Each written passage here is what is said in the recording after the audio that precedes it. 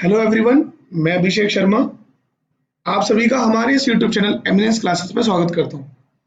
दोस्तों, हम heat transfer conduction में पहले ही 5 लेक्चर कवर कर चुके हैं। आज हमारा हीट कंडक्शन में 6 लेक्चर है।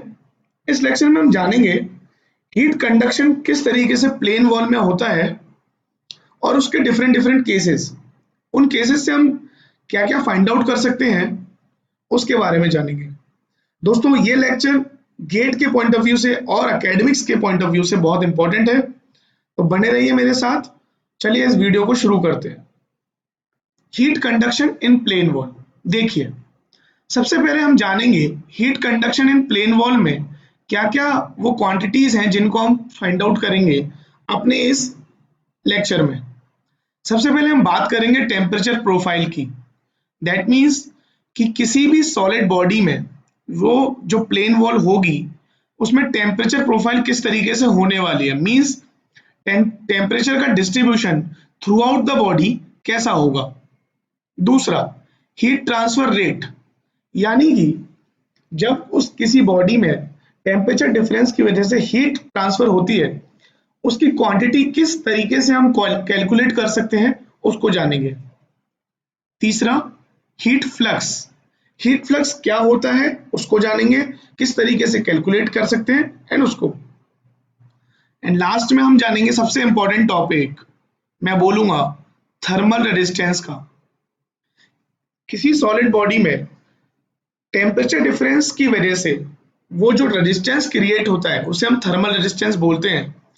उसके वो कैसे कैलकुलेट करेंगे, डिफरेंट डिफरेंट बॉडीज में वो कैसे बिहेव करता है, उसको कैलकुलेट करने के क्या क्या प्रिंसिपल्स हैं, उन सब के बारे में जानेंगे। तो सबसे पहले शुरू करते हैं अपने टेम्परेचर प्रोफाइल से।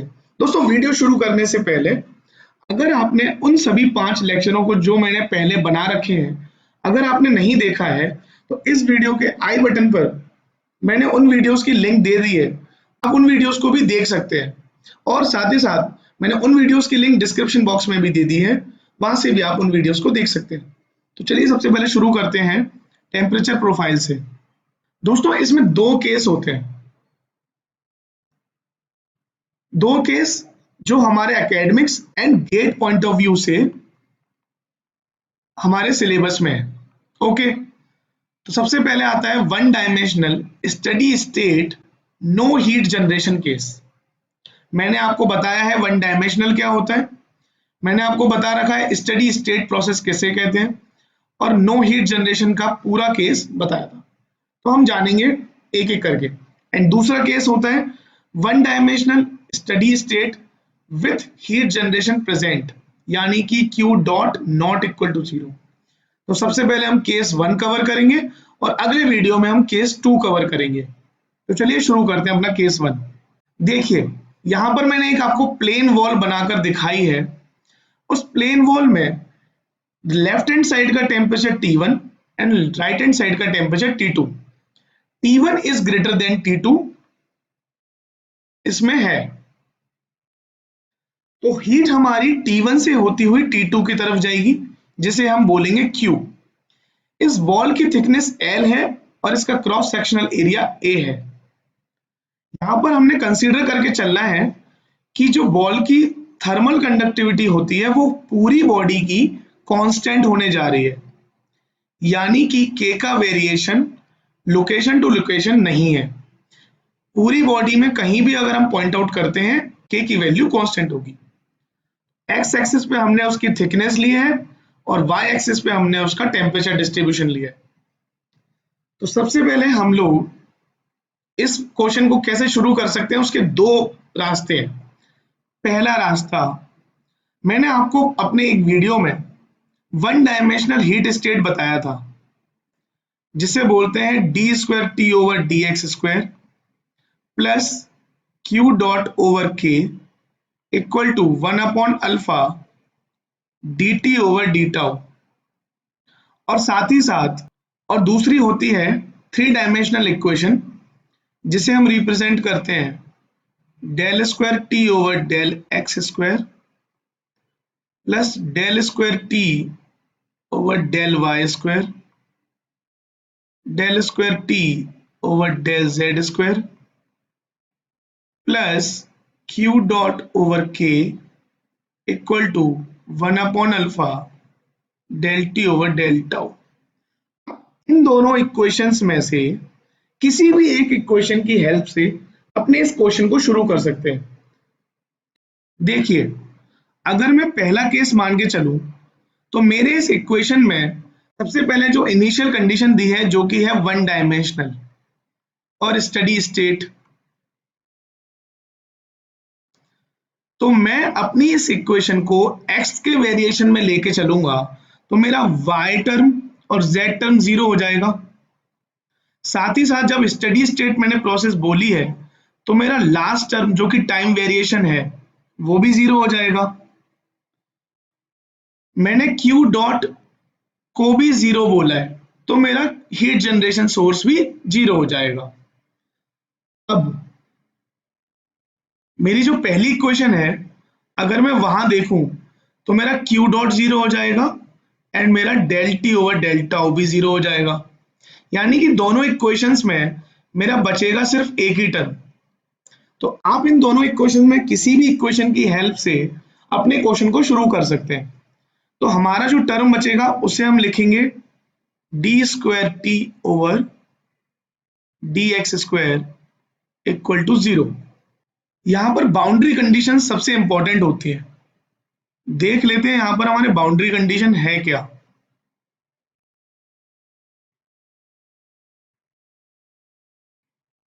बाउंड्री कंडीशन दोस्तों उसको बोलते हैं किसी टर्मिनल पॉइंट्स पर दी जाती है। यानी कि हमारी बाउंड्री कंडीशन ए हो जाएगी at x equal to zero temperature is what T1। क्योंकि हम यहां से देख सकते हैं हमने अपना एक्सेस यहां से शुरू किया है तो ये वाला point x equal to zero होगा। यहाँ पे टेम्परेचर क्या है T1 है। ये at x equal to L होगा क्योंकि इसकी थिकनेस L है। यहाँ पे टेम्परेचर क्या है T2 है। तो ये दो हमारी बाउंड्री कंडीशन हो जाएंगी। At x equal to L temperature will be T2। अब इस क्वेश्चन को हम शुरू करते हैं। हमने इस इक्वेशन का नाम दे दिया इक्वेशन नंबर 1। इक्वेशन नंबर 1 का हम इंटीग्रेशन करेंगे।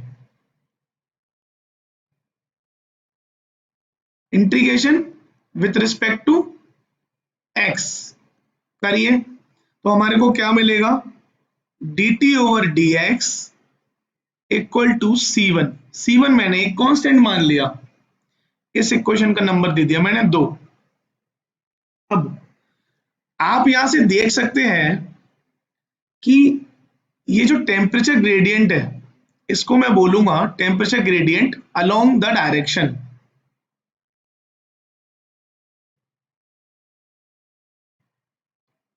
Temperature gradient along the direction. Direction किसके सॉलिड बॉडी के थिकनेस के। तब यहां से आप इसको बोल सकते हैं कि ये लीनियर है। यानी कि अगर मैं इसको एज अ कंसीडर करूं y तो y equal to M X plus C का ये फॉर्मेट फॉलो कर रहे हैं। आप जानते हैं y equal to M X plus C एक लाइन की इक्वेशन होती है जिसे हम लीनियर बोलते हैं। ओके चलिए अब इस इक्वेशन नंबर 2 का हम फिर से इंटीग्रेशन करते हैं।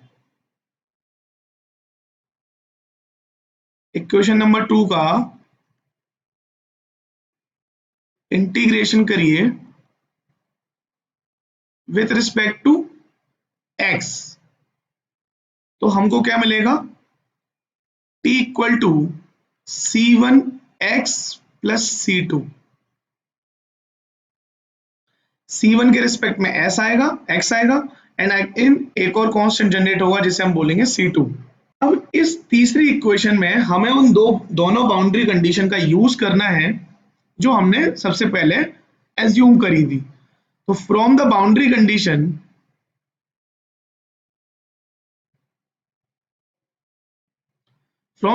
कंडीशन हम क्या करेंगे पहले हम x इक्वल टू जीरो रखेंगे तो हमें क्या मिलेगा टी इक्वल टू हमारा क्या था T1, तो रखिए इस इक्वेशन को, तो हमें मिला T1, x हो गया 0 प्लस C2, यानी कि आपकी वैल्यू निकल के आई C2 इक्वल टू T1। और दूसरी बाउंड्री कंडीशन थी आपकी at x equal to L T will be T2। तो आपने जब इक्वेशन रखी तो ये हुआ T2 C1 L, और आपने C2 की वैल्यू फाइंड आउट कर ली है दोस्तों, दिस इज ए T1। अब C1 की वैल्यू क्या हो जाएगी, T2 minus T1 upon L हो जाएगी ये। C1 और C2 की वैल्यू आपको इक्वेशन नंबर 3 में रखना है, यानी कि इस इक्वेशन में C1 की यहां और C2 की यहां।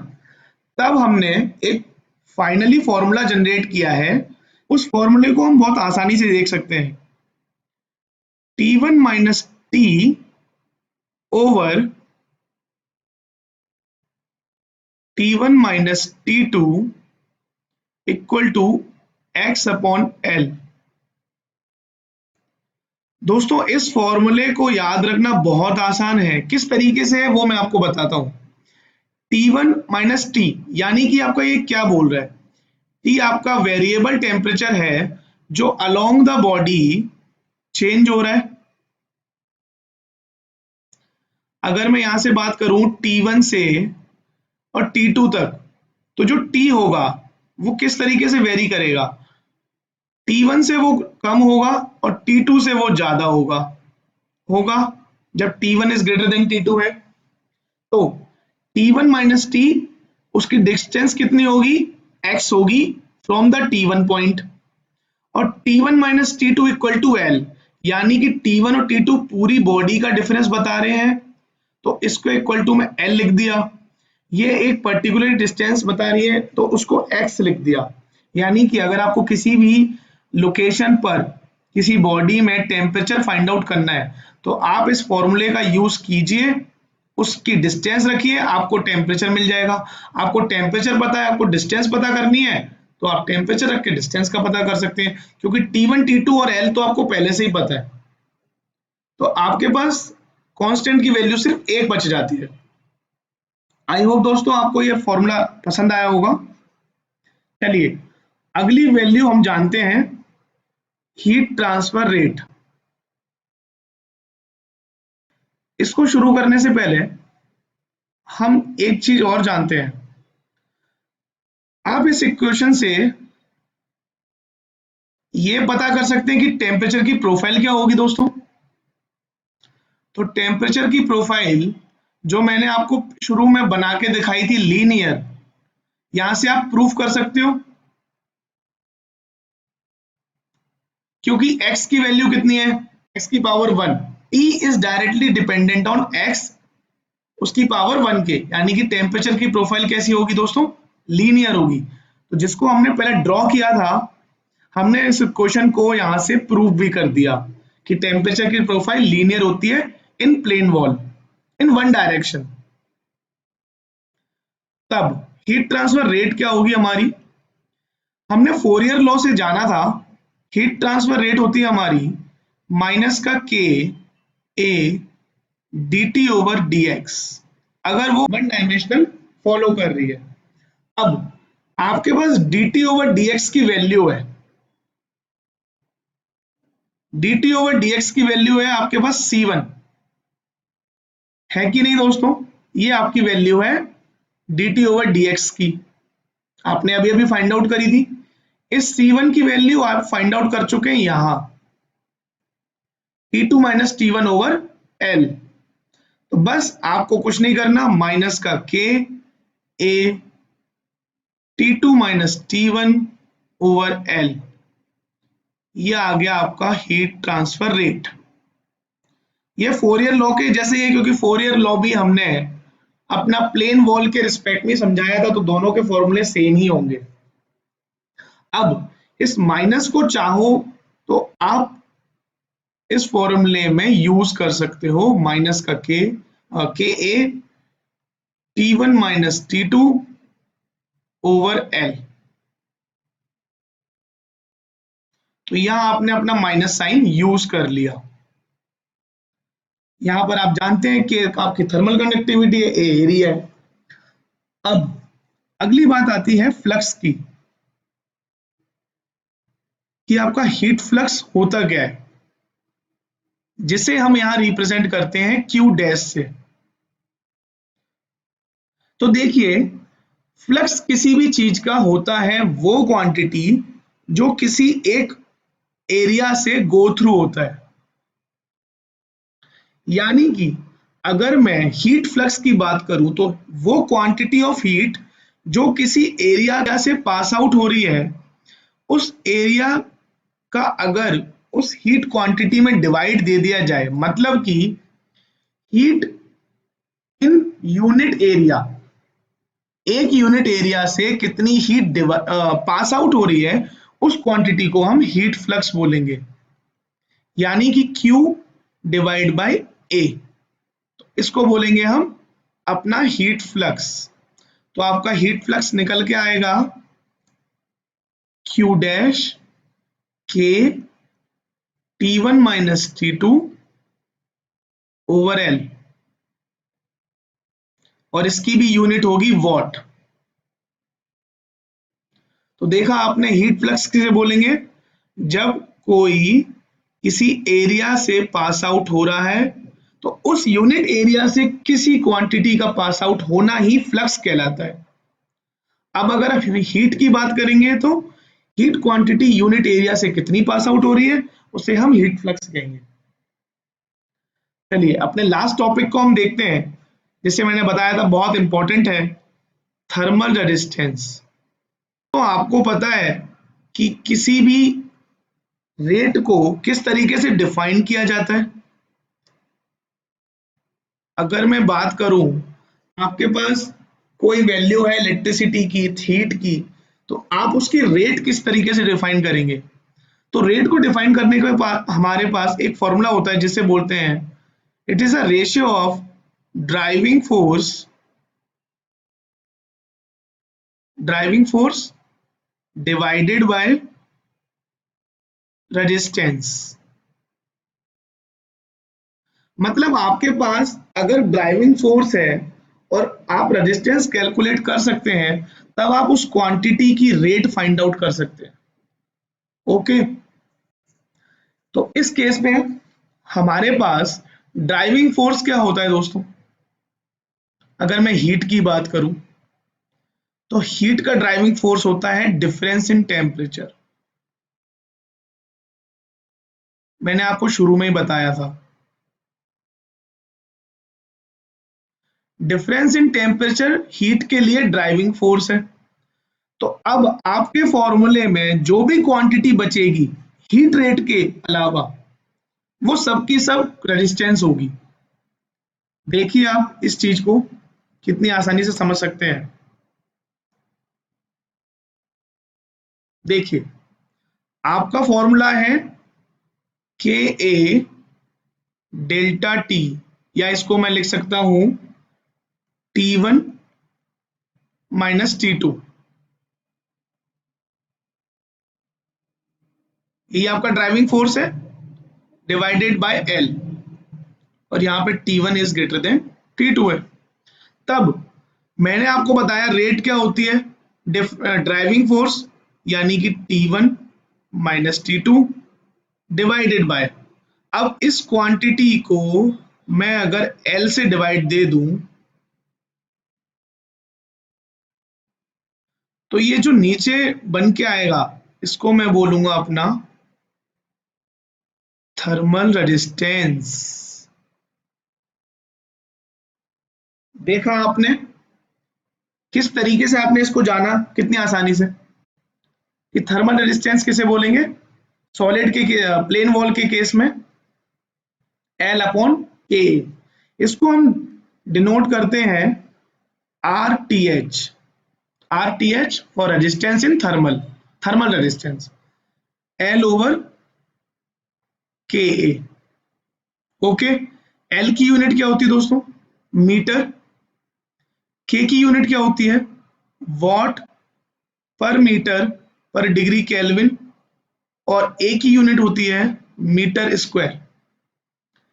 इस मीटर स्क्वायर से एक मीटर यहां कटा और इस मीटर से ये वाला मीटर कट गया, यानी कि जो थर्मल रेजिस्टेंस की यूनिट निकल के आएगी वो आएगी डिग्री केल्विन अपॉन वॉट।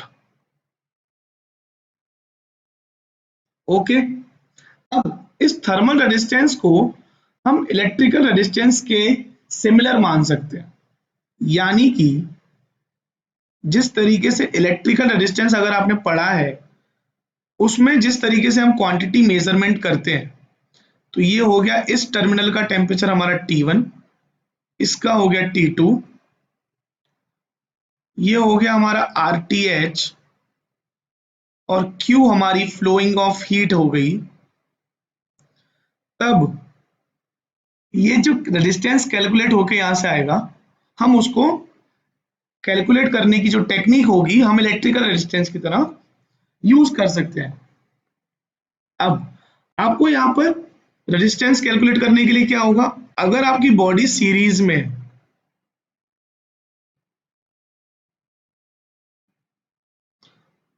अगर आपकी बॉडी का कॉम्बिनेशन सीरीज में, यानी कि कुछ इस तरीके से,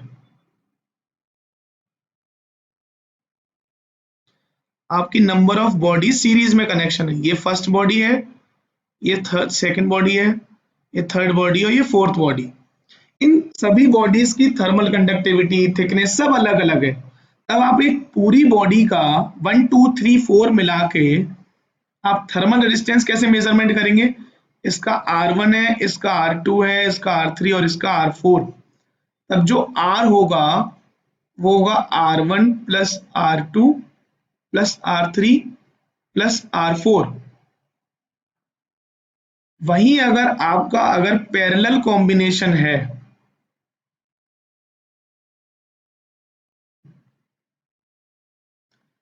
तो पैरेलल कॉम्बिनेशन में हम इलेक्ट्रिकल सर्किट में किस तरीके से फाइंड आउट करते थे, उसी तरीके से हम यहां भी कैलकुलेट करेंगे। ये यहां से हीट फ्लो हो रहा था, यहां से हीट फ्लो हो रहा था, अभी यहां से हीट फ्लो हो रहा है, यानी कि ये हीट डिस्ट्रीब्यूट होगी 3 सेक्शन में। ओके, तो ये आपकी फर्स्ट बॉडी है, ये आपकी सेकंड बॉडी है और ये आपकी थर्ड बॉडी है। तो ये R1 R2 और R3, हर बॉडी का अपना अपना एक रेजिस्टेंस है। तब 1 upon R dash equal to हो जाएगा 1 upon R1 plus 1 upon R2 plus 1 upon R3। इससे जो भी कैलकुलेट होके आएगा वो इस पूरी बॉडी का थर्मल रेजिस्टेंस होगा, और यहां से जो कैलकुलेट होके आएगा वो सीरीज बॉडी का थर्मल रेजिस्टेंस होगा। तो देखा आपने कितनी आसानी से हम किसी कॉम्बिनेशन ऑफ बॉडीज का थर्मल रेजिस्टेंस कैलकुलेट कर सकते हैं। अब यहां पर आप एक नोट लिख लीजिए जो कि बहुत इंपॉर्टेंट है। वो नोट क्या कहता है कि जब आप किसी बॉडी की कॉम्बिनेशन बनाते हैं, means combination of more than one body, combination of more than one body, then heat transfer rate, heat transfer rate हमारी क्या होती है? Q। heat transfer rate is same for all। इस पॉइंट को समझना बहुत जरूरी है। इसके लिए आप ध्यान से देखिए कि मैंने बात किया, आपके पास एक बॉडी थी जिसमें 4 सेक्शन थे, हर किसी बॉडी का अपना एक थर्मल रेजिस्टेंस था, अपना एक टेम्परेचर डिफरेंस था, delta T1, delta T2, delta T3 and delta T4, R2, R3 और R4। तब जो ऐसी जो हीट पास आउट हो रही है ये हर बॉडी के सेक्शन के लिए सेम होगी। मतलब Q1 equal to Q2 equal to Q3 equal to Q4। इसको समझ लीजिए आप। तो इसको हम यूज कैसे करेंगे? सपोज आपका टेम्परेचर यहां दिया था T1, T2, T3, T4 and T5। तब जाके आपका जो रेशियो होगा delta T1 over R1 equal to होगा delta of T2 over R2, delta T3 over R3 and equal to delta T4 over R4। तो इसको आप कैसे समझेंगे? आपके पास T1 माइनस T2 है, यहां आप R1 से डिवाइड देंगे। आपके पास T2 माइनस T3 है, आप यहां R2 से देंगे। आपके पास T3 माइनस T4 है, आप R3 से देंगे। और T4 माइनस T5 आप यहां पर देंगे R4 से। तो ये सबसे इंपॉर्टेंट टॉपिक है। मतलब आपके पास सपोज आपसे क्वेश्चन में पूछा जाता है, आपको वैल्यू नहीं दी जाती है T3 की। मैं आपको प्रैक्टिस क्वेश्चन कराऊंगा अगली वीडियो में, जो कि आप जरूर देखिए, तो आपके सारे डाउट अभी तक के सब क्लियर हो जाएंगे। तो आपको क्वेश्चन में वैल्यू पूछी जा रही है T3 की, आप किस तरीके से फाइंड आउट करेंगे T3 की वैल्यू? तब आप इन दोनों का रेशियो ले लेंगे और यहां से आपको T1, T2 और R1, R2 की वैल्यू पता है, आप T3 की वैल्यू फाइंड आउट कर सकते हैं। या सपोज आपको T4 की वैल्यू पूछी है, तो मैं लास्ट टू क्वांटिटीज का रेशियो निकाल लूंगा, तो भी मैं T4 की वैल्यू कैलकुलेट कर सकता हूं, क्योंकि मेरे पास T3 की वैल्यू पता है, मुझे T5 की वैल्यू पता है, R4 और R3 पता है, मेरा एक ही वेरिएबल होगा। तो देखा आपने किस तरीके से आप किसी एक प्लेन वॉल के डिस्ट्रीब्यूशन ऑफ टेम्परेचर की वैल्यू फाइंड आउट कर सकते हैं थ्रू दीज रेशियोज। और थर्मल रेजिस्टेंस के कॉन्सेप्ट को भी आप जान गए। तो आपने इस वीडियो में किन किन क्वांटिटीज को जाना, हम समराइज कर लेते हैं इस वीडियो को। तो आपने जाना टेम्परेचर प्रोफाइल, क्या था वो? लीनियर। आपने जाना heat transfer rate,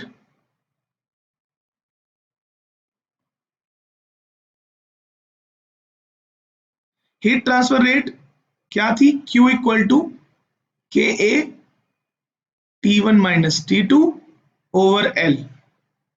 heat flux आपने जाना जो था Q dash Q over A, और A से डिवाइड देके बन गया KA T1 minus T2 over L। और लास्ट में आपने जाना रेजिस्टेंस,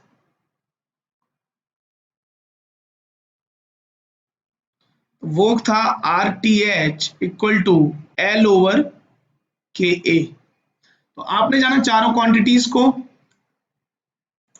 अगर आपने अभी तक पिछले वीडियोस नहीं देखे तो आप उनसे भी हेल्प ले सकते हैं। अब एक बात मुझे आपको यहां पर बतानी थी कि इन वीडियोस के हैंड रिटन नोट्स अगर आपने अभी तक कलेक्ट नहीं किए, तो मैं इस वीडियो के डिस्क्रिप्शन बॉक्स में अपने टेलीग्राम ग्रुप की लिंक दे दूंगा, जिसे आप ज्वाइन कीजिए और वहां से आप अपने हैंड रिटन नोट्स कलेक्ट कीजिए। मतलब अभी तक जितनी भी वीडियोस यहाँ पर आपने कवर की हैं, उन सभी वीडियोस के हैंड रिटन नोट्स आप टेलीग्राम ग्रुप पर जाके कलेक्ट कर सकते हैं और वहां से आप अपने नोट्स को अच्छे से प्रिपेयर कर सकते हैं। यही थी बात। आपने अगर अभी तक वो ज्वाइन नहीं किया है तो ज्वाइन कीजिए और उन हैंड रिटन नोट्स को कलेक्ट कीजिए। थैंक यू सो मच दोस्तों, आपने मुझे अपना टाइम दिया और इस वीडियो को लाइक किया। तो दोस्तों भूलिएगा नहीं, इस वीडियो को लाइक करना, इस चैनल को सब्सक्राइब करना और अपने दोस्तों और बाकी लोगों के संग शेयर करना। ओके दोस्तों, थैंक यू सो मच।